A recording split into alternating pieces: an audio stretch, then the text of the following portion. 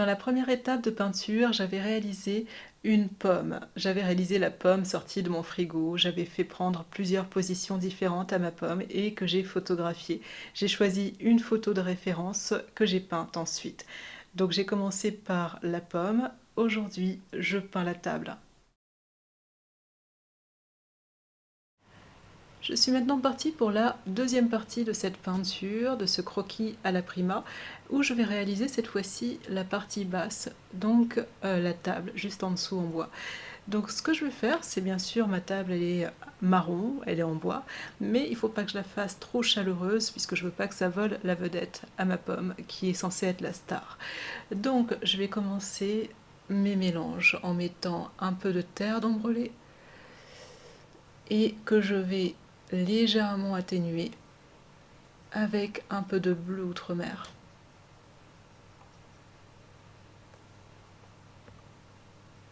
Allez, je vais mettre cette couleur pour l'instant. Je vais voir.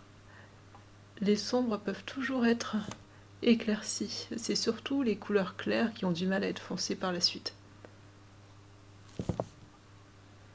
Mais je veux préserver au maximum mes couleurs sombres afin d'éviter qu'elles ne paraissent laiteuses par la suite.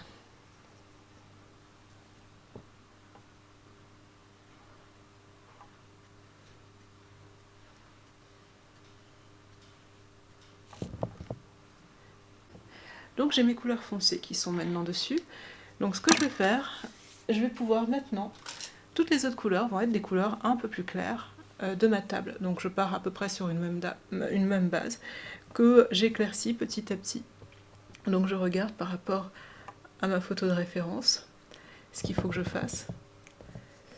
Et j'ajoute les couleurs qui me paraissent le plus judicieuses, plutôt les couleurs, une couleur, les couleurs les plus judicieuses en quelque sorte pour mon croquis actuel. Donc j'essaye de ne pas faire en sorte d'avoir des couleurs trop vives, encore une fois, je fais attention. Donc je regarde cette couleur, qu'est-ce que ça donne? Est-ce que... Alors je vais tester, je vais mettre ici pour voir ce que ça donne. C'est encore un peu foncé à mon goût. Donc un peu de blanc, un peu de jaune, un peu de rouge, un peu de bleu, un peu de tout. Voilà, un peu de tout, ouais, c'est ça. On compose petit à petit en fonction de ce que l'on voit. Donc maintenant, ce que je vais faire, je vais quand même remplir toutes les zones à peindre avec cette couleur que je viens de trouver. Et par la suite, grâce à la magie du travail à la prima, je vais pouvoir adapter mes couleurs et faire des nuances sur cette zone d'aplat que je rajoute pour la table.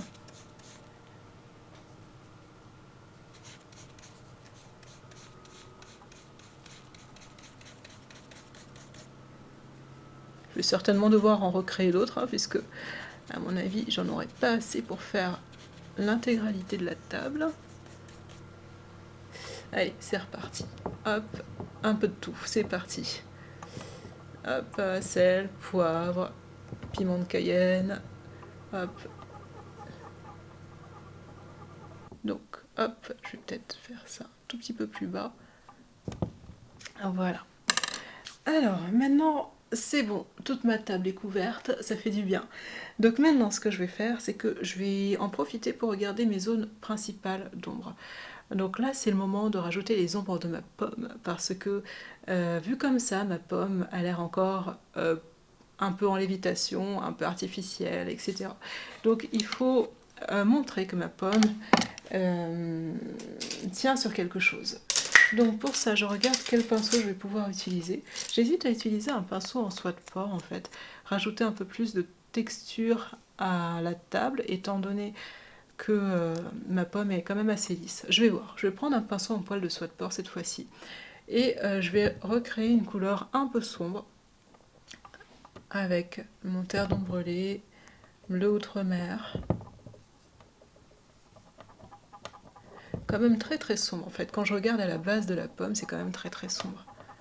Un peu de rouge, non, un peu de bleu.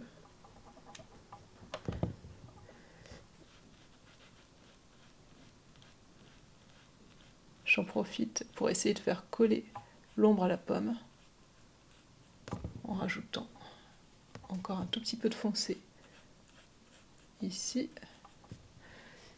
Et puis je pense qu'il va falloir quand même que je prenne... Alors je vais voir si je prends un nouveau pinceau. Pour l'instant la texture ne me dérange pas. Mais à un moment donné je voudrais peut-être lisser les pigments. Donc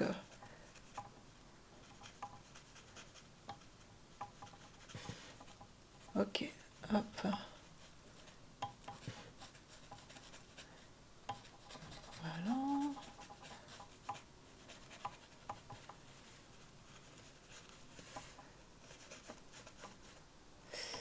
Ok, comme ceci. Alors je prends un peu de distance. Je pense qu'il faut intensifier les sombres. Je vois d'ici que c'est pas assez sombre.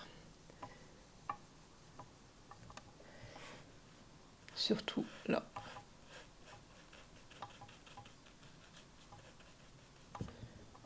Et pour ça, je pense qu'il me faut quand même un autre pinceau. Je vais changer encore de pinceau. Donc, quel pinceau prendre? Donc, soit un pinceau synthétique, je pense que ça va être le pinceau synthétique qui va gagner. Soit ça peut être le pinceau poil de Kévrin, que j'aime bien. C'est un mixte des deux. Ça fait un peu... c'est du poil de mangouste et du synthétique rassemblé. Donc, ça maintient bien les pigments à l'intérieur et ça les applique assez bien. Donc, c'est un hybride en fait entre le synthétique et le poil naturel. Donc on va essayer celui-ci.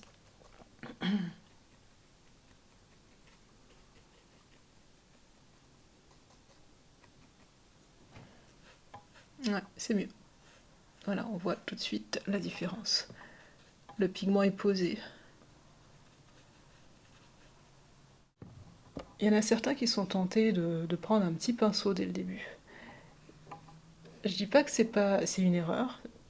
Il faut juste adapter son pinceau à sa façon de peindre et au sujet que l'on peint. Un pinceau peut être trop petit pour une zone en particulier, dans le sens où si je prends un grand format, par exemple, ou par exemple là si j'ai j'ai ce carnet de croquis et que dès les débuts je souhaite commencer avec un pinceau de cette taille, bien entendu je vais mettre beaucoup de temps à remplir tout mon support. Tandis qu'en commençant avec un pinceau beaucoup plus grand, je suis quasiment assurée de finir beaucoup plus rapidement. Donc c'est un esprit un peu pratique. C'est pas dit qu'on n'arrive pas à faire, à peindre avec un petit pinceau, mais c'est que ça nous fait perdre beaucoup de temps surtout. Et ça risque de décourager certains.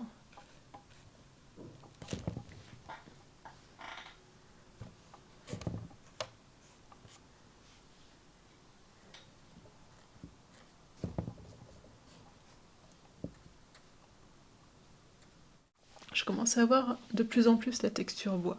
Je commence à la remarquer un peu plus que tout à l'heure. Et plus le temps passera de toute façon, et plus ce sera le cas.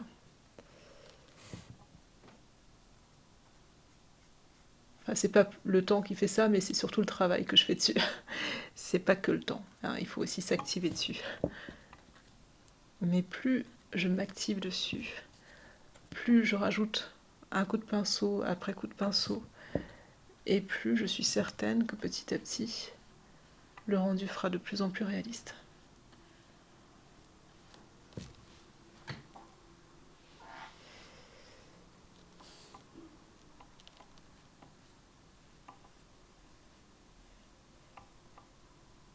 Voilà. Allure, hop, donc là, ici. Alors je pense que je commence à voir les limites de ce gros pinceau qui me permet plus de peindre comme il faudrait maintenant, puisque je dois faire des zones beaucoup plus restreintes, moins étendues, et donc le pinceau petit à petit ne convient plus tellement. Surtout pour la taille de mon support actuel. Donc tout simplement il va falloir que je le dépose et que j'en prenne un qui est un peu plus petit. Voilà, je pense qu'il m'aura bien servi quand même. Ah, ça fait moins de... Je sais pas, je peins depuis combien de temps? Ça fait moins de 50 minutes, je crois, que je peins. Et ma table a quand même bien avancé. Hop là, voilà. Allez, je vais passer à un autre pinceau cette fois-ci. Alors, cette fois-ci, celui-là, il est quand même bien chargé. Je vais peut-être en profiter pour remettre un tout petit peu d'ombre. Mais cette fois-ci, je vais rajouter des ombres un peu plus chaleureuses. Je trouve que trop bleu, c'est pas non plus l'idéal.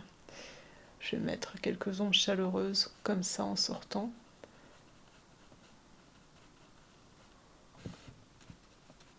Comme ceci. Donc quand je dis chaleureuse, c'est qu'il y a un peu moins de bleu à l'intérieur. Tout simplement. Alors je vais essayer de gratter le papier. Non, ça marche pas. Bon, c'est à la prima, hein, faut dire. Ça, c'est quelque chose qu'on peut plus facilement faire une fois que c'est sec. Mais je me restreins, surtout les études, je me restreins à les peindre à la prima. Donc là, c'est une étude, j'ai pas envie de la pousser de trop. Et ça me permet d'éprouver un peu mes compétences en peinture dans le frais. C'est quand même, c'est peut-être pas le premier plan, enfin c'est peut-être pas le sujet principal, mais c'est quand même le premier plan, donc je fais en sorte de le rendre un peu plus intéressant que juste un marron qui est étalé un peu partout. Donc c'est là que je commence petit à petit à me défaire, encore une fois, de ce que je vois sur ma photo. Ce que je vois sur ma photo, je l'adapte et j'en fais ensuite ce que je veux. Soit je décide de suivre à 100% la photo, soit je m'accorde quelques libertés, enfin quelques, beaucoup de libertés, et j'essaye d'amener petit à petit ce croquis à un état de croquis et non plus de recopiage de photos. Ok. Alors, je vérifie. Je vais prendre un peu de distance pour voir ce que ça donne de loin. Et oui, effectivement, ça ressemble de plus en plus à du bois. Alors, par contre, il y a juste quelque chose, je vois, ici, ça m'embête un peu. C'est la partie un peu plus lointaine. Et je vois qu'ici aussi, alors je sais pas ce que j'ai fait, mais visiblement, c'est pas très droit. Donc, il va falloir que je rajoute du pigment pour faire la ligne là. Donc, hop.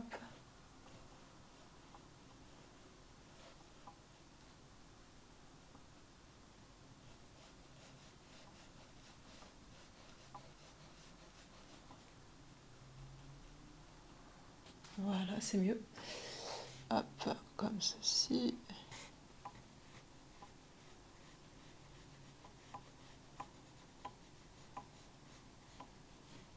Voilà, c'est un peu plus droit, c'est quand même mieux. Encore un peu de distance. Qu'est-ce que je vois qui me choque? Je pense qu'il faut que je rajoute encore un peu de sombre, juste là.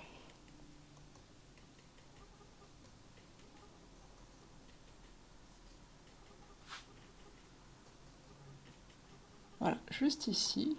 Moi, finalement, je regrette presque d'avoir mis du blanc ici. Parce que finalement, ça choque. Voilà, c'est mieux comme ça. Et je vais essayer de foncer un peu mieux, mais je pense que j'ai pas le pinceau qu'il faut pour ça.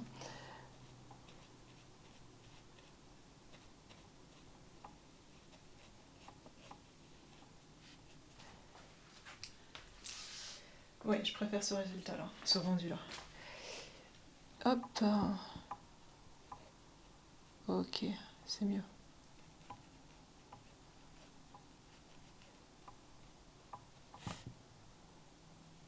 Alors devant par contre il en faut un tout petit peu moins du coup.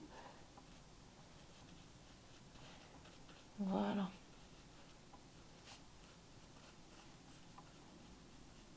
Ok.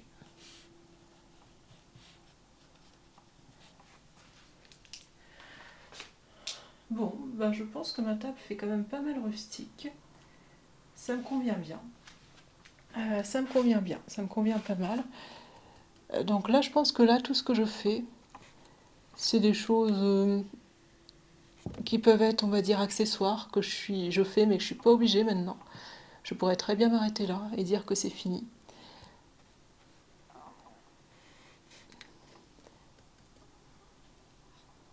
Mais tout ce que je fais, c'est une sorte de peaufinage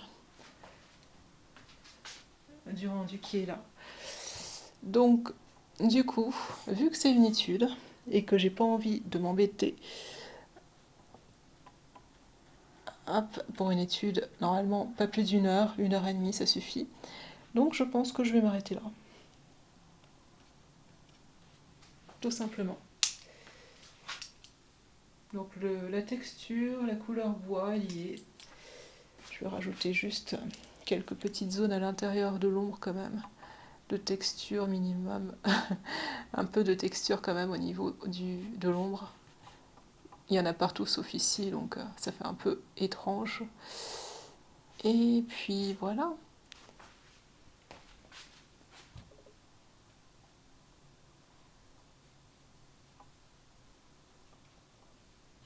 Voilà.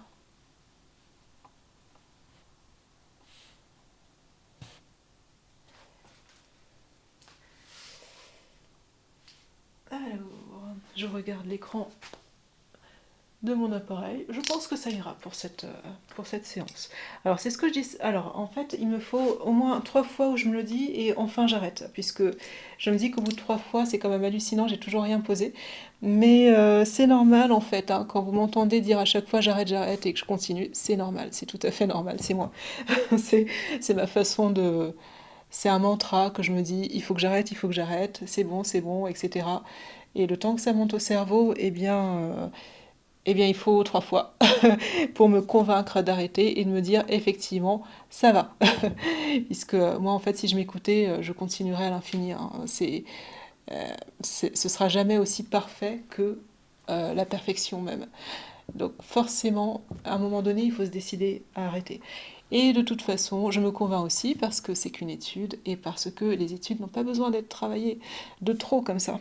Elles servent juste à s'entraîner. Hop.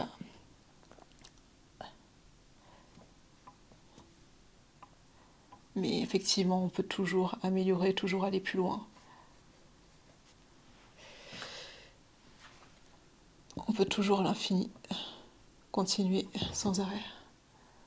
Et c'est pour ça qu'on a des tableaux que l'on voit sur les réseaux des fois qui sont vraiment dignes des photos, donc photoréalistes. C'est pas forcément des tableaux peints, mais souvent des compositions au fusain, au graphite, qui permettent, les crayonnés, de faire quelque chose de très précis, on va dire quand même, et comparé à la peinture. Donc effectivement, on peut faire plus de trompe-l'œil avec.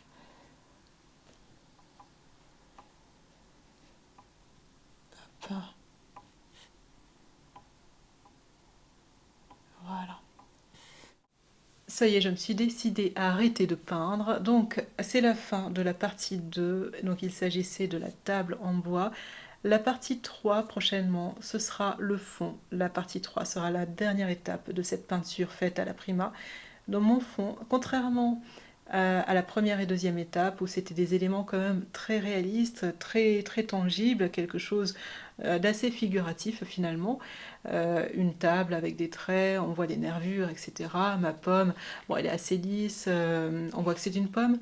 Et au final, l'arrière-plan, ce sera quelque chose qui suggère plus qu'il ne montre en fait. Donc on sait qu'il y a quelque chose derrière, mais on ne sait pas quoi. Et donc le but, c'est juste de créer une sorte d'effet de bokeh comme un appareil photo, avec une teinte un peu feutrée juste derrière, qui encore une fois mettra en avant ma pomme qui est devant. Voilà, je vous dis donc à très bientôt pour la prochaine étape de cette peinture.